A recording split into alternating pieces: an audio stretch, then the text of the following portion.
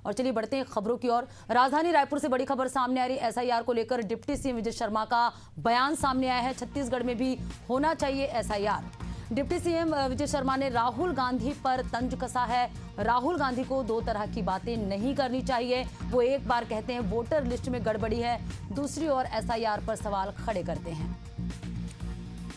तो वे एक बार कहते हैं वोटर लिस्ट में गड़बड़ी है, दूसरी ओर एसआईआर पर सवाल खड़े करते हैं। होना ही चाहिए। और मैं बहुत स्पष्टता से बार बार कह रहा हूं, राहुल गांधी जी को दो अलग अलग बातें नहीं करनी चाहिए जो विरोधाभासी। आप एक जगह कह रहे हैं कि मतदाता सूची में गड़बड़ी है, मतदाता सूची में गड़बड़ी उन्होंने कहीं पर निकाला। हमने भी बताया कि यहाँ पर इन लोग जब थे तब भी मतदाता सूची में गड़बड़ी। मतदाता सूची में गड़बड़ी को ठीक करने के लिए इलेक्शन कमीशन एसआईआर करती है, स्पेशल इंटेंसिव रिवीजन करती है, विशेष गहन पुनरीक्षण करती है। अब राहुल गांधी जी एक बार कह रहे हैं कि इसमें गड़बड़ी है और दूसरी बार कह रहे हैं कि जो स्पेशल इंटेंसिव रिवीजन है इसका विरोध हम करेंगे बिहार में। ये दोनों चीजें कैसे हो सकती हैं? मतलब आप दोनों ही विरोधाभासी बातों के लिए आप कहेंगे तो कैसे संभव हो सकता है? इसको कोई भी बहुत सामान्य है विषय, कोई भी समझेगा, जो भी थोड़ा सा बेसिकली इस विषय पर लेकर काम करने वाला है वो सब समझेगा। तो राहुल गांधी जी दोनों नहीं करना चाहिए, एसआईआर होना ही चाहिए और छत्तीसगढ़ में तो होना ही चाहिए, बहुत आवश्यकता है। तो डिप्टी सीएम विजय शर्मा ने एसआईआर को लेकर अपने बयान दिए हैं। छत्तीसगढ़ में भी होना चाहिए SIR. Deputy CM Vijay Sharma ने राहुल गांधी पर तंज कसा है। तो एसआईआर को लेकर राहुल गांधी पर डिप्टी सीएम विजय शर्मा ने तंज कसा। हमारे साथ चर्चा करने के लिए पूर्व विधायक विकास उपाध्याय जी जुड़ चुके हैं। विकास जी, डिप्टी सीएम विजय शर्मा का बयान आया, उन्होंने राहुल गांधी पर तंज कसा है कि छत्तीसगढ़ में भी एसआईआर होना चाहिए। देखिए, शुरू से कांग्रेस पार्टी इस बात बोल रही है। राहुल गांधी जी ने जो प्रेस कॉन्फ्रेंस दिल्ली में किया था, जिस प्रकार से निर्वाचन आयोग के कारण और निर्वाचन आयोग के फेवरिज्म के कारण भारतीय जनता पार्टी की सरकारें स्टेट में बन रही है। सेंट्रल गवर्नमेंट में 30 ऐसी पार्लियामेंट की 30 ऐसी सीटें हैं जो 30,000 कम मतों से कांग्रेस इंडिया अलायंस वो सीट चुनाव को हारा है। अगर उस 25 सीट में से 25 सीट कांग्रेस पार्टी जीत जाती तो आज मोदी जी प्रधानमंत्री नहीं रहते। दूसरी महत्वपूर्ण बात, ये एसआईआर की बात कर रहे हैं। बिहार में 65 लाख लोगों का मतदाता सूची से नाम काट दिया गया। माननीय सुप्रीम कोर्ट ने निर्वाचन आयोग को नोटिस किया है, हलफनामा नोटिस दिया है कि किस आधार पर ये 65 लाख लोगों का नाम काटा गया, उसके बारे में बताइए। एसआईआर तो निर्वाचन आयोग का टूल है जिसके माध्यम से वो जो भारतीय जनता पार्टी विचारधारा के खिलाफ में, जो भारतीय जनता पार्टी को तोड़ने वाली विचारधारा है, जो इस देश को ध्वस्त करने वाली विचारधारा है, उसके खिलाफ में जो लोग रहेंगे उनके नाम को काट दिया जाता है ताकि वो मतदान मत करें। इसीलिए तो इसका विरोध हम कर रहे हैं। और विजय शर्मा जी ने अपने विधानसभा के आम साधारण वोटर के बारे में वोट चोरी का आरोप लगाते हुए कुछ बातों को सिद्ध करने का प्रयास किया।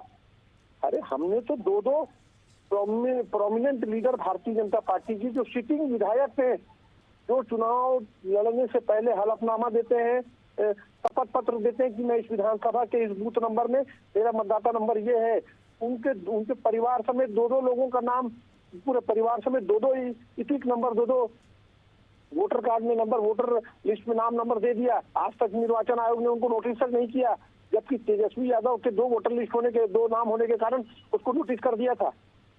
भारतीय जनता पार्टी के साथ निर्वाचन आयोग की सांठगांठ है और ये प्रूफ हुई है और लड़ाई चल रही है।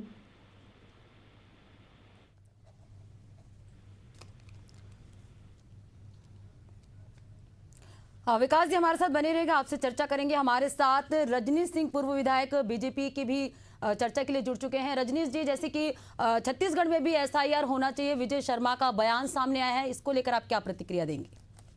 देखिए, मैं अभी विकास उपाध्याय जी को सुन रहा था। वो विधायक रहे हुए आदमी हैं और बड़ा दुर्भाग्यपूर्ण है कि ये मैं समझता हूँ कि विकास उपाध्याय जी जमीनी कार्यकर्ता हैं और जमीन का हकीकत उनको मालूम है।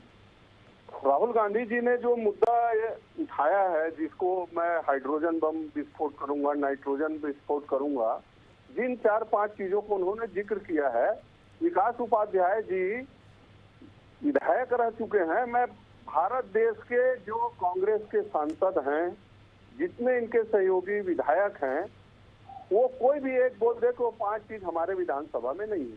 कुछ चीजें ऐसा है जो वर्षों वर्षों से चली आ रही है।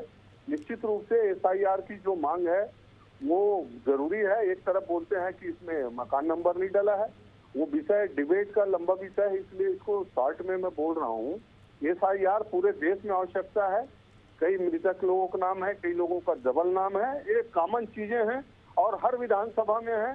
जहाँ से कांग्रेसी जीते हैं वहाँ भी है, और जहाँ पर इस तरह की चीजें हैं तो इनको एसआईआर का क्यों विरोध करना?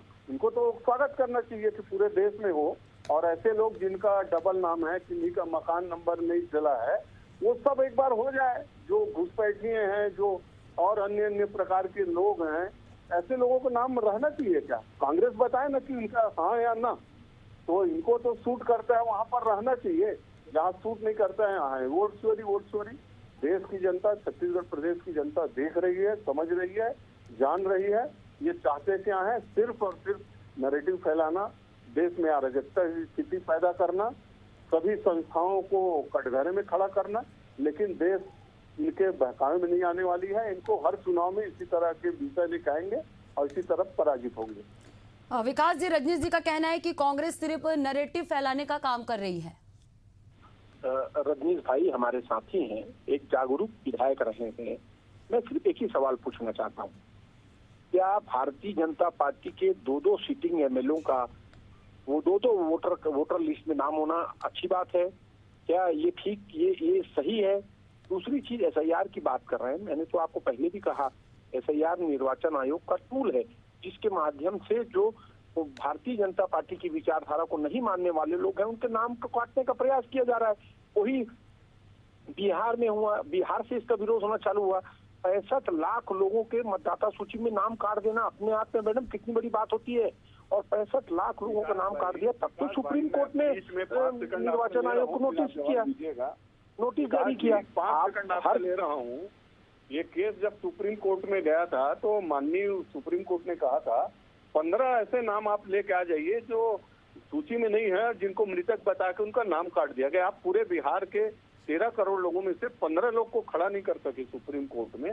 इस तरह की बात आप जमीनी स्तर के कार्यकर्ता हो, वार्ड स्तर में घूमते हो, देखते हो। सुप्रीम कोर्ट ने नोटिस जारी किया निर्वाचन आयोग को। 65 लाख लोगों का नाम किस कारण से काटे गए बताइए? बोल रहा हूँ ना कि किन्हीं भी व्यक्ति का 2 जगह नाम होना ठीक नहीं है, लेकिन वो ऐसा नहीं है कि जानबूझ के रखे हैं कि उसका लाभ है। क्या लाभ लेंगे? क्या भारतीय जनता पार्टी के दोनों विधायकों को नोटिस कराएंगे आप? भारतीय जनता पार्टी के दोनों विधायकों को नोटिस कराने की बात कहेंगे? सकते हो तो आपको 2 जगह से लाभ विजय शर्मा जी हलफनामा देंगे, भूलवश एफिडेविट देंगे?